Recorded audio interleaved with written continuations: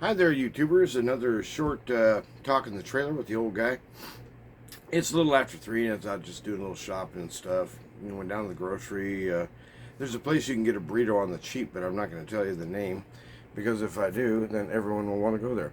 I'm still fiddling with the camera, but I thought, hey, this time let's try a horizontal framing because, in other words, I can basically balance the camera. Where's it going to swing to? Huh? And so I've proved once again smarter than a piece of rubber, whatever's back there.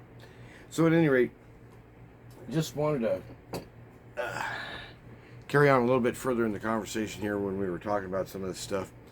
And, you know, I hate to say it, church seems to be, on one hand, waking up. I see good signs here and there that people are actually beginning to come to and realize what's at stake here. When we're talking about these global takeovers that are in the works. Remember, folks, the republic's dead. Even if Donald Trump could get elected in 2024, they'd still have him somehow fenced in. I remember his response to the coronavirus, and it was not good, not in my opinion.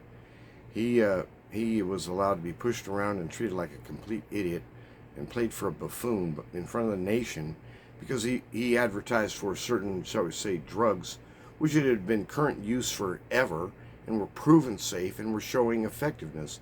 He was ridiculed as if he was some sort of absolute ape. You remember? I'm sure you remember this. And turns out he was right. And the so-called, you know what, junk, the magic voodoo juice, which is unaccountably connected with, you know what I'm going on here. And so all that stuff's going on, and now we're talking about, and I keep bringing this up because it's that important. If you haven't listened to my videos, then at least listen to this part.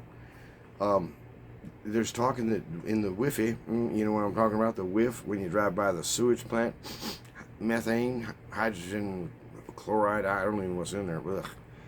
At any rate, the stench, the whiff from down below, from the nobody, is beginning to permeate, and so you can see it in in terms of its manifestation in our time. The grotesque level of deceit now in the so-called news organ. I think you just call it an organ now. The propaganda wing of the powers that be. There's a lot of folks out here just like me that look at that and think, man, that cannot be right. So according to the officials at the you-know-where, and it sounds like ABC, except they don't know how to spell. The authorities have said there's really no connection between these massive numbers of unexpected deaths and anything else other than just freak circumstance, that's all. Interesting analysis there. Thank you for sharing. And so, in midst of all this, there's this talk that the Wi-Fi ones are going to try to implement this idea eventually of something planted in your hand or in your forehead, and they're going to pay you to do it. Just $2K a month, easy money, got to do nothing for it. Hey, you're already on welfare, fine, stay on welfare, and this will just be free money, right? So that when you go from an actual currency that used to be, thank you, Richard Nixon, traitor, took the U.S. dollar off of the gold standard and turned it into this floating garbage that it has been forever, and watch it inflate. In other words, the value of the coin goes down and prices go up because they just keep pumping more junk money into the system. Real hard to figure out. Probably a third grader could figure it out. And the way they treat inflation is like this disease that arrives intermittently from outer space for no apparent reason. We don't know why it's here or how long it'll stay. We just hope that if we wear garlic around our neck, it might go away. You know, I don't know. So at any rate, there's going to be a bribe option that eventually, when this thing becomes broadly enough, and then it'll become necessity, and then it'll become convention, and for those who are using it, it'll become just another old thing, just another one of those old things. But it's a decisive step. Christian, go read your book. Read. If you can't read, then get on this this platform. Look it up. You can find the book of the Apocalypse of John, the Revelation, however you want to see it, and they'll just read it to you aloud. Okay, if you can't read, just go listen to it. There's a part in there about this, and we may be living to see it in the near future. I'm thinking within the next year and a half, it's going to become so-called a necessity. and things are moving that fast. So time is running short. That means we really are closing up. We're getting close to the end of days. Jesus is coming soon, and he is the victor. And so the powers of evil, they have no hope at all. And they know that, but they still carry out their stupid suicide pact there. Suicide pact with stupidity. And guess what? They're the winners. So anyhow, dumbest idea ever to take on the Almighty, really. And this is the one idea I just want to get through to you. And this is one of the things that I don't hear Christians talking about. Maybe we should a little bit. Think about this. I don't know what happened in the first war back there when, the angels in heaven heard about this uprising around this character, and who presumed upon being perhaps somehow going to become equal or even greater than the Most High God. Oh yeah, really? Out of here. These guys are the bouncers, and they made them go. And and they've chained them down to this realm. There's some speculation about how high up in the air they can go, but it ain't very far. I don't even think they can get past the orbit of the moon, according to C.S. Lewis, and that it involves Plato, and I don't get it. But anyway, sounds reasonable to me. But the point is that, and that could explain some of the weird stuff they're finding on the moon too. I don't know. But when we're talking about this, the times are coming up close, and what we have is a situation down here where the church is unaware that, so to speak, the thing I'm getting at here is, in Moses' time, did God come down with a sword? No, there was something called the angel of death that went over Egypt, and that was just one of the curses, but that was the big one. It was the game changer.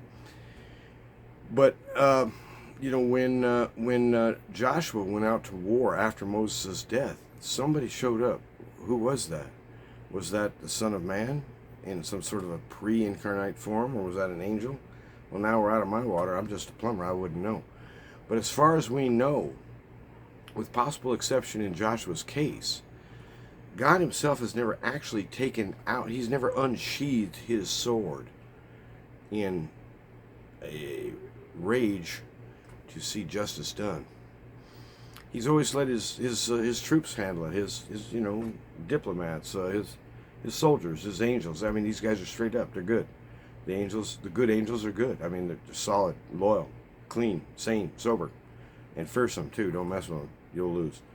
But the point is that when we get mixed up into these weird spiritual issues in our time, the manifestation that the demonic powers are moving ahead at great speed is being seen, it's being manifested out in these grotesque testimonies of what's been happening to children, as an example with the big movie. The just hideous and absurd mockeries that are being made of decency and family and loyalty and honest marriage, and anything that just smacks of godliness is just horrible, and it's white, and it's privileged, and it's ugh. And so in other words, Christianity is becoming public enemy number one pretty quick. You identify as a Christian, you will pay. And with this whole social credit thing that's coming on too, guess what? These documents that I'm making here today will be and can be used against me in a not court of law. They don't even require a subpoena. They don't even require a legal notice of arrest. They can just disappear you. And that's already on the books. So, you know what I mean? You got to say something. You got to speak up. If you don't, then you'll be assumed that you agree with the other side. Now, isn't that so? If you keep that up far enough, you get to a vanishing point where you can't come back anymore. Don't even start down that road.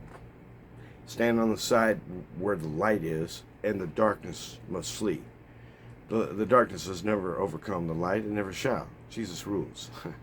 And he rules in you and me. So, be encouraged. But here's the weird part. What we're looking at in our time, Christians and getting back to the idea of what we were alluding to, the good God himself unsheathing his sword, but this time in the person of the real man who is also God, Jesus Christ, returning in person at the head of a holy army of these angels of light, fierce warriors. And we might live to see that. It could be in what we might call the foreseeable future. I'm not going to set a date.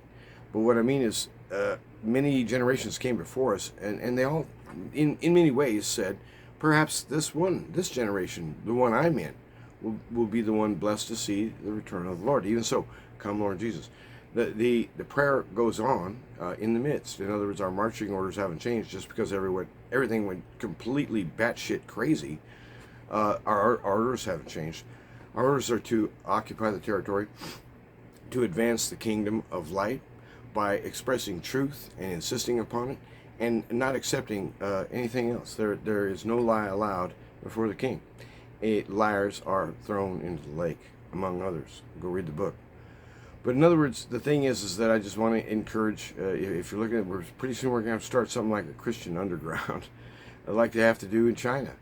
There's many good Christian men and women in China, but they're afoul of the law, and they are public vermin as far as the Chinese government is concerned, which tells you that the CCP doesn't have many more days to go.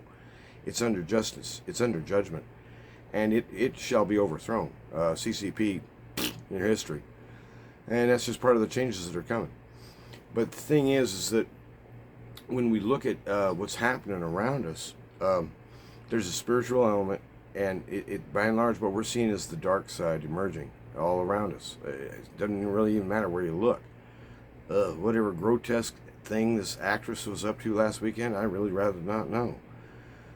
But the good thing is that in the midst of this, it's like Noah. He was preaching righteousness. He was the one righteous preacher, I guess, of his time, and he was saying that because of this great ungodliness in the land, God is judged, and God is coming against you in judgment to overthrow your way, overthrow your life, to end this, because the stench is too foul. He will not tolerate such evil.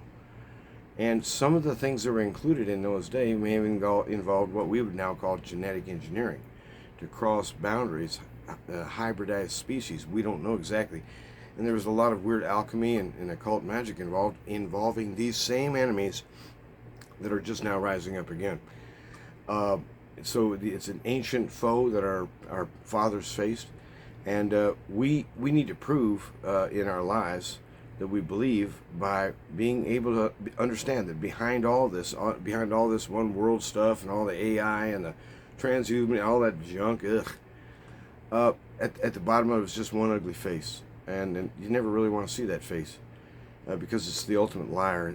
It's the father of darkness. And on the other hand, I'm stealing again from Lewis. There's a face on high. There's one who calls to us, who calls us out of our darkness.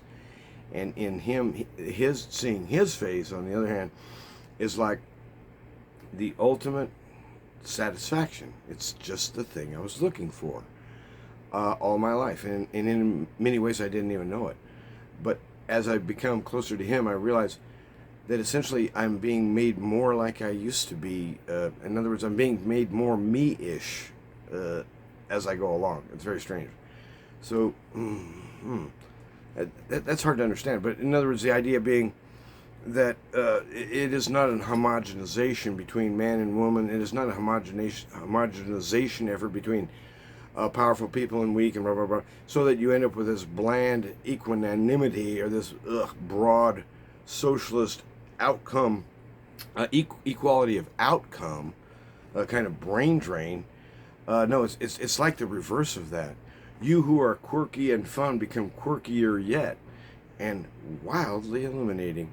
You who were slow to speak because you consider many things, in this new age, you consider them far, far better, and your words are treasured by all. In other words, there's a transition coming, and we're already involved in it.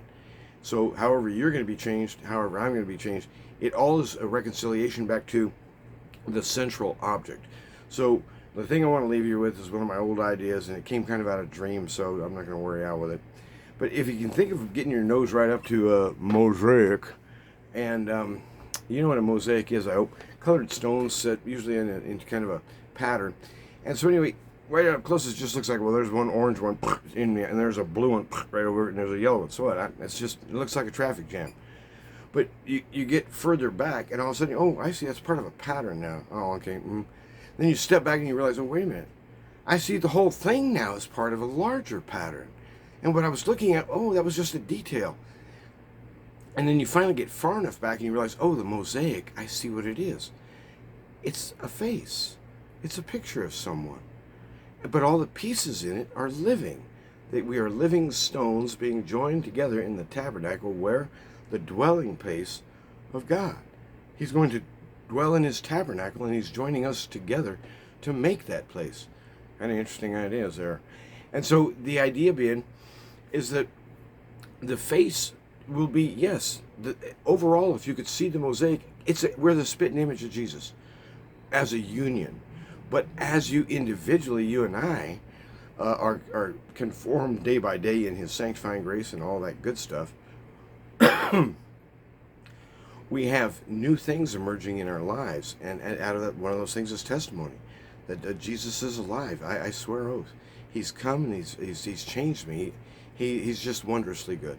And he's so warm and welcoming too. Intelligent. You cannot believe how smart this guy is. But he didn't, blow it in your face. He doesn't make you feel bad. So anyhow, the thing is that with all this junk coming down, the tendency might be to get spooked or run away. But no, here right in the middle of this, here's where we're saying Jesus is Lord, and we're not kidding around.